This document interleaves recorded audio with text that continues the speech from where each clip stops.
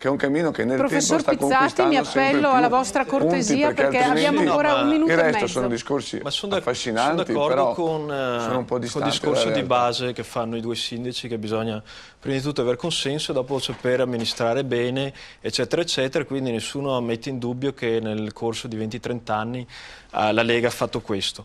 Però il punto è che non bisogna solamente guardare il consenso e dire beh, quella sì è un'idea più bella, però non c'è consenso perché ci sono numeri piccoli e noi miriamo solamente ad amministrare. Ci vuole tendenza, cioè se c'è un'idea migliore che per arrivare a un risultato più velocemente e a un risultato maggiore, perché... Abbiamo capito, ma non mi pare, cioè in democrazia è chiaro che la maggioranza deve dare alla minoranza gli strumenti per diventare maggioranza domani, ma non mi pare che questo sia stato disatteso. Gava, mi dica lei, non mi sembra che sia stato così conculcata questo filone culturale indipendentista veneto. Dicevo,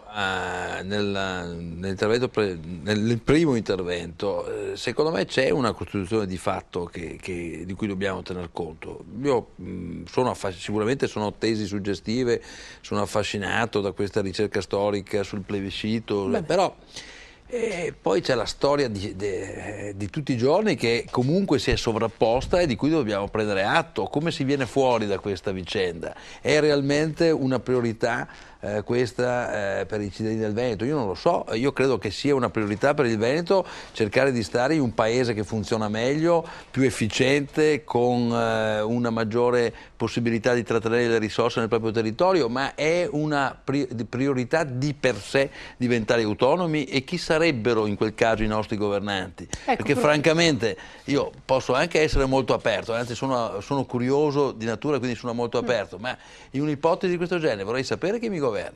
Professor Bernardini, chi governerebbe in questo caso? Abbiamo sentito Pizzati, che fra l'altro è anche consulente della Banca Mondiale, quindi ha anche uno sguardo d'assieme, ma in concreto?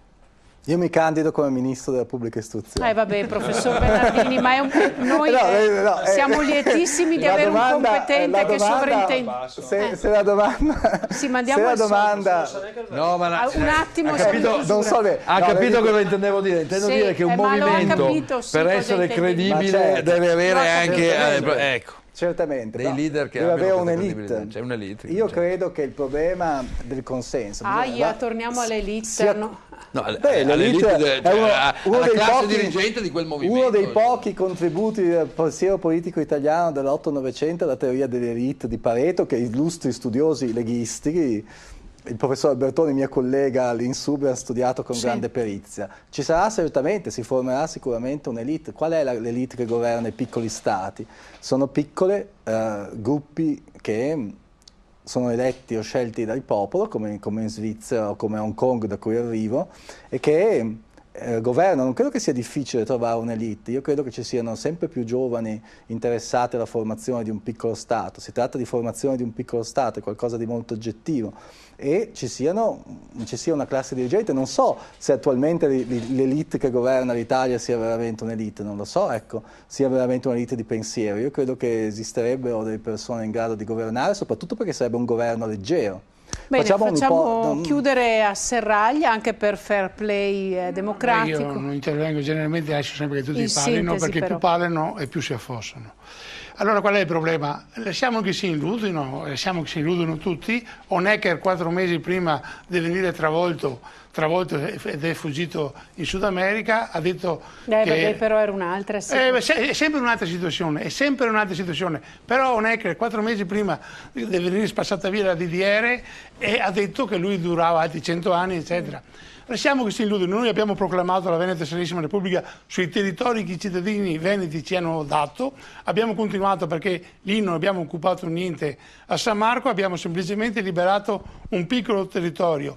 Noi non vogliamo costruire il grande Veneto, che non era nelle nostre intenzioni, vogliamo costruire la Veneta Serenissima Repubblica anche in territori minimi. Grazie signor E lasciamo che gli italiani si Serraglia. illudino con Hecker. Grazie a tutti gli ospiti che sono intervenuti, Popolo della Libertà, Lega Nord, Liga Veneta, Veneto Serenissimo Governo, Partito Nazionale Veneto, Autogoverno del Popolo Veneto, ma mi pare che tutte le voci istituzionali e non istituzionali stiano dando a Roma un messaggio concorde: attenti al Veneto. A domani.